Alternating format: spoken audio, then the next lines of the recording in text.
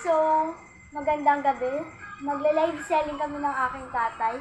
Kamay na lang po. Nakakasirang po kayo. Ang unang items,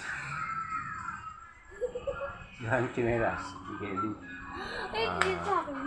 Akin yan. Kamay na lang po, 2 piso lang po. Okay. Ulit ang next, ang sirang sapatos. 5 piso na lang po. Ito po yung kapares niya. Salamat.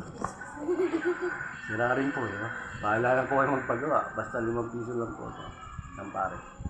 Okay, next. Ang sapatos.